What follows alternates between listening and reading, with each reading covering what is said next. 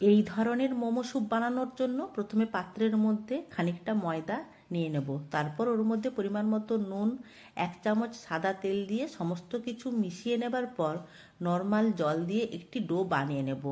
মাঝারি ধরনের ডো বানাবো, খুব বেশি শক্ত খুব বেশি নরম নয়।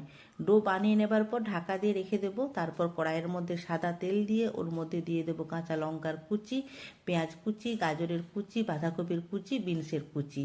এরপর সমস্ত কিছু মিশিয়ে নিয়ে একটা ঢাকা দিয়ে দেবো সমস্ত সবজি বেশ ভালোভাবে ভাজা আর সেদ্ধ হবার জন্য। যখন সমস্ত সবজি বেশ ভালোভাবে ভাজা হয়ে যাবে তখন ওর মধ্যে দিয়ে দেবো আদা রসুন বাটা। আদা রসুন বাটা বেশ ভালোভাবে মিশিয়ে নিয়ে ভেজে নেব। আদা রসুন বাটা যখন খুব ভালোভাবে ভাজা হয়ে যাবে তখন ওর মধ্যে পরিমাণ মতো নুন আর ক্যাপসিকামের টুকরো দিয়ে দেবো। দিয়ে সমস্ত কিছু বেশ ভালোভাবে মিশিয়ে নিয়ে কিছুক্ষণ হতে দেবো। যখন সমস্ত সবজি বেশ ভালোভাবে ভাজার সেদ্ধ হয়ে যাবে তখন ওর মধ্যে দিয়ে দেবো 1 চামচ করে সয়া সস, টমেটো সস আর গোলমরিচের গুঁড়ো 1/2 চামচ। সমস্ত কিছু মিশিয়ে নিয়ে নামিয়ে নেব।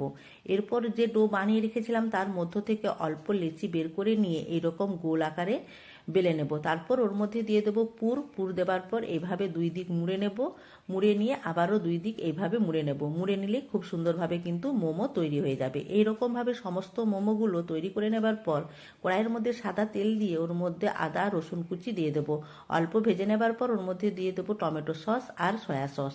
সমস্ত কিছু মিশিয়ে নিয়ে পরিমাণ মতো জল, নুন, গোলমরিচের গুঁড়ো দিয়ে দেবো। দিয়ে ফুটতে দেবো। যখন গ্রেভি ফুটে উঠবে তখন তৈরি করে রাখা মোমোগুলো দিয়ে আবারও কিছুক্ষণ ফুটিয়ে নেব।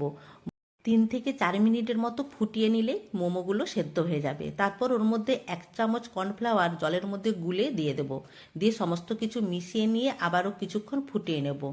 কিছুক্ষণ ফুটিয়ে নেবার পর ওর মধ্যে দিয়ে দেবো পেঁয়াজ শাকের কুচি। পেঁয়াজ শাকের কুচি দিয়ে বেশ ভালোভাবে মিশিয়ে নিয়ে নামিয়ে নিলেই তৈরি হয়ে যাবে মোমো স্যুপ।